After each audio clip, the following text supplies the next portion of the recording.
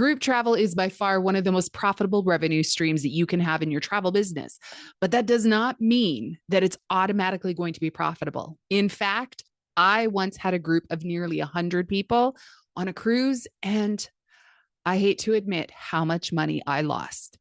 That's what we're going to be talking about today on the podcast is all things group, the assumptions that are made and the things that are costing travel advisors money in their travel business. This is the Art of Selling Travel Podcast. And here to guide you through it all, your host, Glenda Beagle. Welcome back to another episode of the Art of Selling Travel Podcast. I am Glenda, your host, and I am so excited to have this conversation. I have worked with travel advisors for many years. I myself sold travel for more than 20 years. And over the years, I have put together some really phenomenal groups. And until I figured out what I was doing wrong, none of them were profitable. Then once I figured it out, holy smokes, we were off to the races and had some of the most amazing group experiences and also some of the biggest checks I've ever gotten. So in today's episode, I wanted to talk about some of the biggest mistakes that I see travel advisors making when it comes to groups and what it is that they can do about that. So first and foremost is assumptions. There are so many assumptions that get made when you're booking a group. Assumptions regarding the co-host or the Pied Piper that you're working with. See, if you were working with another travel advisor, a lot of times it's assuming that everybody's going to do the same amount of work. Rarely do I actually see situations where both advisors contribute equally. I've even seen situations where one advisor did all the work and the other advisor provided all the clients. But the way they worked it out was whoever brings the clients gets paid for those clients. So the one advisor got the entire check. The other advisor got the entire workload. It's really frustrating when you're creating business transactions or business offers based solely on assumptions. The same can be true for your Pied Piper. Assuming just because somebody has a large email list or assuming because somebody has a large Facebook group that their people actually want to go hang out with them socially is a big assumption. But also two, assuming that just because they have a degree of notoriety or a way of being known, that they in fact will actually do the work. Again, that group that I did with nearly 100 people, that was one of the problems that we had is while yes, this group, it was a country band, had a degree of notoriety and there were lots of people who knew them. The band itself, in the end, didn't actually want to do the work. They did not want to promote it. They did not want to talk about it anywhere. They didn't even want to put it on an email. They had their manager put me in contact with their manager to go ahead and reach out and see if they would be willing to help promote it and help do all these other sorts of things. But then when we talked about what was available for compensation, the manager's like, I'm out. I'm not doing it for that little bit. So I was too far in. I had made too many assumptions before I realized that it was all going to fall on me. We want to make sure that everybody's on the same page, that everybody knows what the process is, that everybody knows who's got what role, what they're going to do. You also want to make sure they have the same values. I remember talking with one travel advisor who had worked with another travel advisor from a different city. In fact, travel advisor A flew into city B to meet up with the other travel advisor. And when they got there and then flew across to Europe, the two groups had flown on the plane. They were all kind of in there, but they hadn't met. And then lo and behold, when they got to Europe, travel advisor A's clients came up to her and they're like, oh my goodness, you are never going to believe the piece of work that was on this plane. This woman was so drunk. She was so obnoxious. If I never see her again, it'll be too soon. And moments later, the travel advisor B came to join the group. And just as travel advisor A said, I would like to introduce you to my co-host, the client went, oh my heavens, it's her. And so right then and there, the trip was off to a bad start because we've all been on that trip. We've all been somewheres where we've encountered somebody on the airplane or encountered somebody in a restaurant. We're like, ugh, I want nothing to do with them. Imagine finding out not only were they a traveler on the trip, but they were actually one of the co hosts. You want to make sure that you have a value system in place. When I co hosted with another travel advisor, we had it written out how many drinks were acceptable, how much this was like, we wrote it all out because you cannot operate in the land of assumptions. You have to be operating entirely from what is reality and what is allowed. Uh, some people will say that's too much. To me, I want you to understand, or to me, what was so important to me to understand was that this is my brand. This is my value system at play. And I want to make sure whoever I'm doing business with, I'm doing business with them fully. And their brand becomes a reflection of mine and vice versa. Another big mistake travel advisors make is price. Thinking that groups, the best price, or that it has to be the best price, or that the price is most important. And therefore they compromise the value in order to achieve the pricing. Your clients are looking for inclusions. You're looking for profitability. So if you're sacrificing the values, you're sacrificing the value adds, the things that are going to make it an extraordinary trip, just simply so that you can get it cheaper than cheap. I promise you, most group trips are not actually looking, particularly when you're in the hosted space, are not looking for just the cheapest trip. There is so much more that goes into building out an offer to make it absolutely irresistible that money is not. Actually, money's rarely the factor. A big mistake a lot of travel advisors make, particularly on hosted, is not tracking the expenses, not having a full predictor of what the expenses will be, but also to not tracking them on the back end either, or as you go. A lot of travel advisors think, well, I got a free berth, like I got my cabin for free, so like I'm going on a free vacation. There's so many more elements that get factored into that, so many more expenses. And so it's important that you are calculating for that, that you're accounting for that, particularly when you're hosted, and therefore your host is getting a percentage of all that. So you want to make sure that you are calculating all of your expenses, all of your inputs, so that you can get the right output. Another major mistake is making choices on emotion, not data. So I don't know about you, but many of my group trips, particularly the ones that did not go as well, were usually booked while I was at a conference, whether I was on a cruising conference, a river cruise conference, whether I was at the national conference, whatever it is. Those business development managers have paid through the nose to go to travel agent conferences for one reason: to build their sales. I remember being on one cruise conference that I was on, and I booked not one, but two groups off of that. One of them was the 100-person that ended in no profit, and the other one was a family one. It wasn't that these were long thought out. It was, oh, well, wouldn't that be a great idea? Particularly when you're attending conferences and you're in these workshops, and you're like, well, if they can do that, I could do that. Like, come on. So we want to make sure that you're being really clear and you're making this on a data, not an emotion. Because the other thing is when you're like, okay, well then what do you got available? What's the cheapest day you have available? Okay, let me look at this. Let's do this.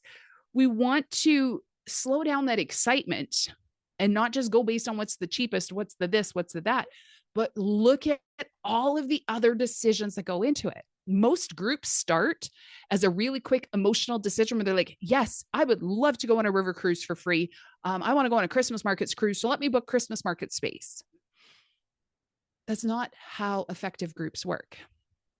There's so many more layers into it, so many more decisions, so many more questions, so many more other things that have to go into it.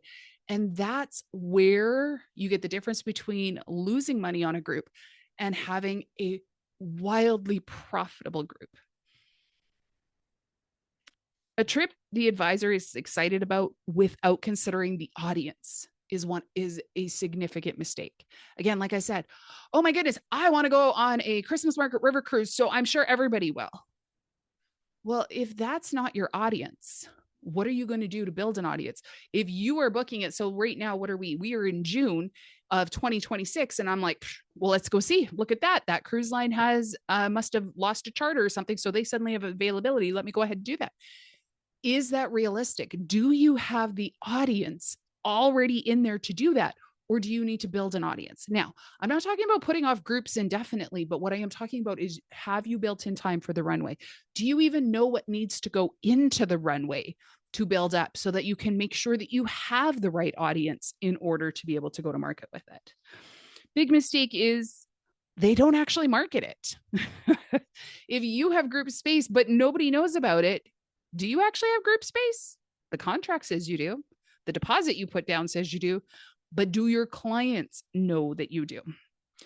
A few posts or maybe an email or two is not marketing. You need to have a complete and intentional strategy for getting this out there. Marketing requires understanding what makes the offer unique and irresistible.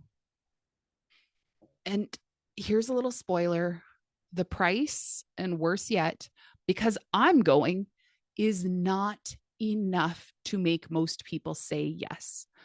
Ultimately, if what you are putting out is a specific date pulled out of a brochure that they could go the week before or the week after and do almost the identical thing, what are you doing that's going to make it different? How are you going to capture their attention? A successful group happens when the right audience meets an irresistible offer. Many groups are based on when, where, and how much. Those are rarely the profitable groups. The profitable groups are when they have the right audience and they know who that audience is. And I'm not saying that it's whether or not you have a right or wrong audience in your current audience, but rather how well do you understand the audience in which you're wanting to work with in order to go on this trip. When I built out Farms, Foods, and Factories of Italy, it was with a very specific audience. Every decision I made in building that trip, in designing that trip, in putting all of the pieces together was exactly and directly put together because of the audience that I was building it for. Here's the beauty of that. When it went to market, most of the people that went on that trip, I had never met before. They had never been clients of our office before. Why? Because when we made it specific and we made it for the right audience, it attracted an entirely new audience to us. It allowed us to be able to bring in people who had never done business with us before because it spoke directly to them. There are so many questions and variables, dozens of them, that need to be answered and considered before you block space and the marketing starts. Too many times the advisors are going out and just grabbing the space and they're like, okay, well, now what? Because unfortunately, we have so many business development managers out there that'll say, oh, grab the space, it'll sell itself. Rarely does a group space sell itself. A keen group leader who wants you to put down the deposit because they say, oh, don't worry about it. I know I've got friends. You just go ahead, put down the deposit and we'll take care of it, is not going to be a successful group, or rarely a successful group. You want them to put their own skin in the game. There's so many things that I wish I would have known when I started selling groups. There are so many things I screwed up so badly, and so many things that I wish I would have known, that over the years I've put them together, and it's come down to this training that we're going to do in July. It's called From Idea to Sold Out Groups, and it is primarily focused on all of the things that go into it before you ever book the space. Then we're also going to help you with how to market it once you do have the space. It's going to go through all the stages in between. And I'm going to invite you to come and join us. It's taking place this July, the 14th, 15th, 16th. It is a hybrid. It is all virtual. It is a hybrid between live Zoom trainings and also self-paced, do it on your own time trainings. There will be replays for everybody on all of it. And we're going to link it all up in the show notes. You can go to artofsellingtravel.com/groups. And I highly, highly, highly encourage, if you've ever wanted to get into the groups game, or maybe you're already there and you're like, why are my groups just not selling? Or why does it feel so hard? I'm going to invite you to come and join us, particularly if you want to get into the hosted groups.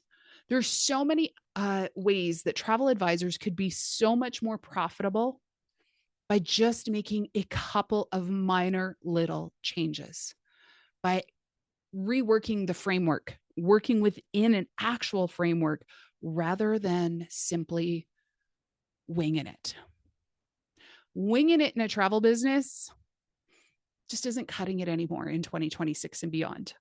You need a framework for what it's going to take to go from an idea to being sold out. And I do invite you to come and join us if you have any interest in groups.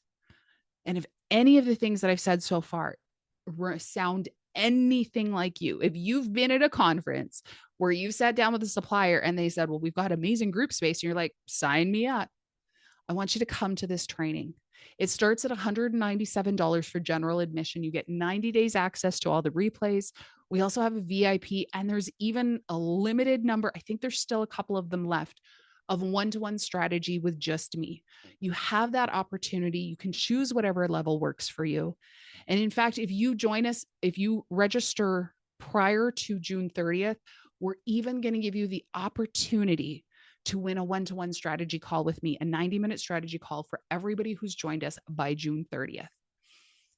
I built this training because it wasn't available when I sold travel. I still don't think anything of this sort is available anywhere else. This isn't about which cruise line to pick or which land tour to pick or what company or anything like that. Instead, this is all of the decisions that need to be made in order to create an irresistible offer. Because if you don't have amazing marketing with an irresistible offer, it does not matter how phenomenal the trip is. It does not matter how life-changing, life-altering it is. If you don't know how to convey that messaging, that marketing, and that irresistibility of the offer, by knowing who it is that you're going to be talking to, how to communicate with them, more importantly, how to make the decisions that go into it so that the communicating with them becomes second nature because you've built it for somebody just like them. I invite you to join me. Again, go to artofsellingtravel.com/groups. I've already been asked, when are you going to do this again? I don't know. We're going to do it this summer. I'm going to put all of my energy into planning for it, preparing for it. We've got some phenomenal bonuses. We have a bonus, which is how to host a successful cruise night. It's like a cruise night playbook. So it's all the things you need to do from working with your BDM to selecting the place, all of the steps all along the way, having your emails pre-written to go out before, to go out after, all of those sorts of things. We've got a joint venture package in there for you.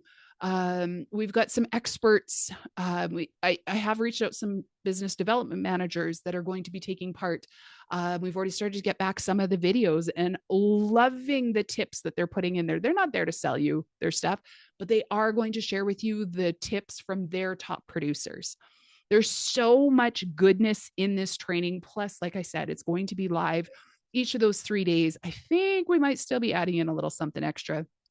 And then, of course, for our VIPs, you will also have some implementation workshops in August and September. So go to artofsellingtravel.com/groups if you would like to join us. We would love to have you, and we would love to talk all things group, because my goal with everything I do is to help the travel advisors to become wildly successful, wildly profitable, and to avoid as many of the mistakes and missteps that I made while I was building my business along the way. If you have an opportunity to sidestep a speed bump, why wouldn't you want to? That's what this is going to give you. I was chatting with a friend of mine about the pricing. And I said, at $197, the reality is, with a solid group, somebody could make back 100 times, 200 times, or more off of their very first group. So my question for you is, what's it costing you by not getting the right framework for your groups?